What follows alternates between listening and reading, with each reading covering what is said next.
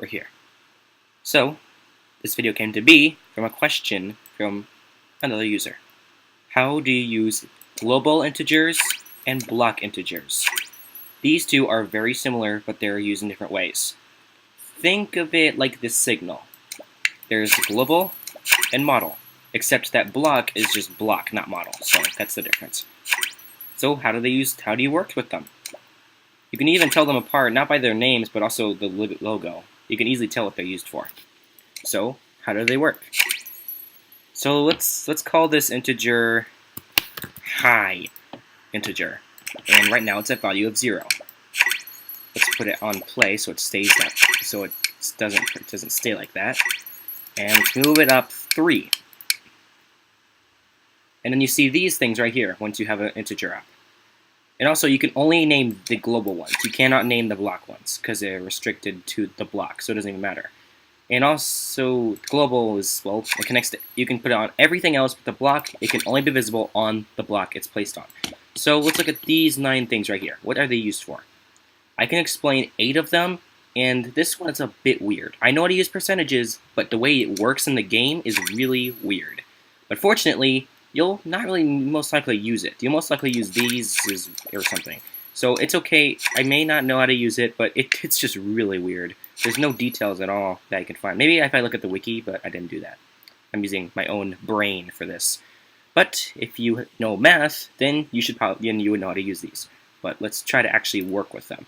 So plus is +1. So if, let's say we have an A signal, as soon as A signal takes place, you add 1 of value to this integer. And so it'll go from 3 to 4. And let's say it's a minus.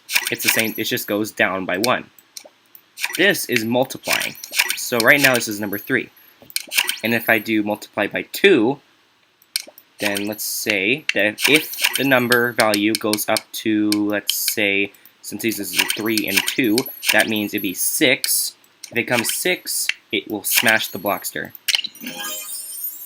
Oh, we forgot that. There you go. Since it did multiply by 2, and this was 3, it got to 6, and it destroyed the Blockster. Very basic. Next up is dividing. This is literally the same thing as multiplying, but the other way around. That's kind of how it works. Divides by 2. Which means that, let's say if this was a 6, and you put equals to 3, it would do it. That's how it works. I mean, I can easily tell why people would have a hard time with integers because they look so complex and weird. But when you get used to them, they're super easy to understand. Now, non-equals is, well, not equal.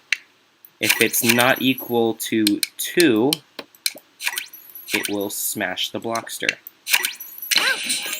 But since it's a 3 or 6, I mean, and not a 2, it destroyed the Blockster.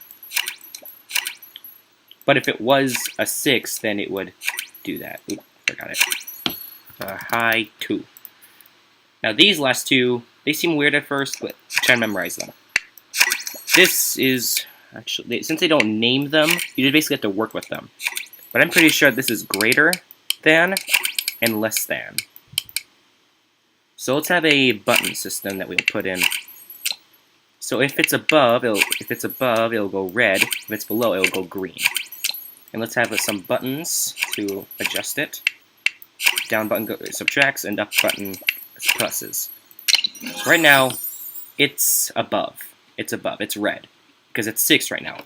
But if we lower it down, this is not working. Let's see. What did I do? Oh, I think I know what the problem is. If I go up, and I go down, and I go up. So apparently this is really weird. I'm used to it, but it always flips itself around when I don't use it enough. It's easy to forget, but if you like write it down, it's easier to understand. So basically, it starts red, and if I go up, it goes to green. So that means that this is less than, and this is greater than. Wait, man, this is weird. I mean, you can see it right before your eyes, so you can tell. I'm going up, I'm going down. That's basically enough. So if it's green, this is the one where it goes over, and this is the one that goes under. There we go. Now we got that covered. But what about block integers? here's the thing about block integers. They have an interesting topic. Actually, they can do it too, but let's just do it this way. So they have 3 other things right here, but I don't think that matters too much. In fact, I can even put a video about this differently. Because, from what I believe, this one is basically just like this. But I'll put a video about those later. This doesn't matter right now either. These deserve a video on their own. But this functions just like the global integers. Basically, this video is the basics of integers. That's literally it. It's not like some advanced... Okay, maybe it is advanced. But when you're used to it, or at least know how to do it, it's really easy to work with. I can understand why people have a hard time with integers, because they're so weird. But here's another thing. If you have 2 integers in the same world, weird 2, both of them appear at the same time. But they just sit there. There's another thing you can do, I think it's between block integers. It identifies them by B1 and B0. So the more you add, it just goes by B1, that kind of stuff. And when you have more than 2 block integers, you see this completely new spot. Basically, it just pulls them together. Just look at the symbols and the names. It literally tells you everything. But yeah, that's basically the basics of integers. Hope that answers your question. I hope that answers your question, Ethan Klein W. Well, hope you enjoyed this video. I'll see you next time.